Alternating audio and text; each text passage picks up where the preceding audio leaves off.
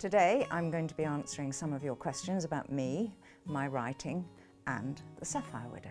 The first question is from Mariangela Vecchiarini, who asks, who is your favourite character from your books? Well, I have to say Emma from The Separation. She starts at the age of 11 and ends up at 15, and she's very, very close to me as a person, so she's close to my heart. But to bring it a bit more up to date, my favourite character is usually the character I've just written, the one I feel closest to, because the old characters fade and the new characters sort of take prominence. So I have to say that. Novels and Non-Fiction asks, what does a regular writing day look like for you? Where do you write? What's your routine? And are you someone who writes in spurts when inspiration strikes you? Well, I can say, if I waited for inspiration, I wouldn't have written one book, let alone 5. It's a job. You have to get there and do it. And quite often inspiration comes from just sitting on the seat, fingers on the keyboard, and something about being in that place says, I'm ready to work. Doesn't mean you don't get blocks, but no, I don't wait for inspiration. And I have a garden room at the bottom of the garden, glorified shed, and it's very quiet, and that's where I write. I don't like being interrupted. Carla Ribeiro asks, which one of your books was most difficult to write?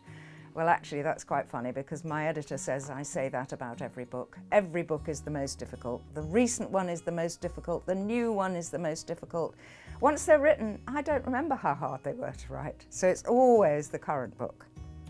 Ria, oh lovely Ria, from Ria's Book Reviews asks, you've visited and written about some breathtaking places. Is there anywhere you haven't been to yet that you'd like to be able to research for a new book? Goodness, the whole world.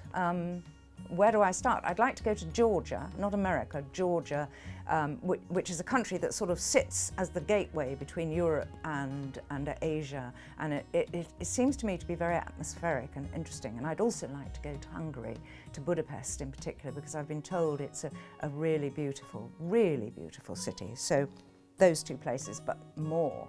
Tina from Trip Fiction asks, what comes first, your idea for the story or the setting? Well, the setting probably. While I'm writing a book, I'm thinking about where might I go next, where in my mind and also physically to actually see it. So I'm thinking about what would be an intriguing place. So sort of setting, but at the same time, I'm beginning to think of what do I next want to have as the essence of my new book. So it's a bit of both, really. Liz Robinson asks, at what stage do you visit the locations you write about? Is it when you already know your characters or before they've introduced themselves to you? It's different with every book.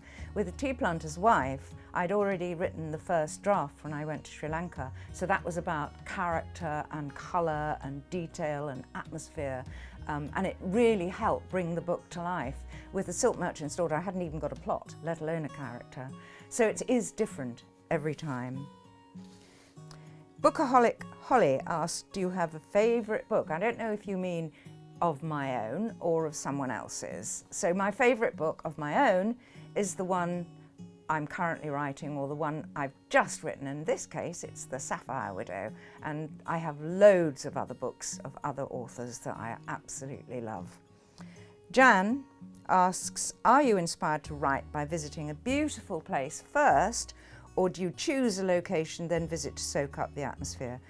I've always chosen the location. I do a bit of searching, Trip Fiction and other sites to find out a place that I saw, for instance, for The Sapphire Widow, I saw an amazing picture of Gaul, 300-year-old walled town surrounded by the Indian Ocean.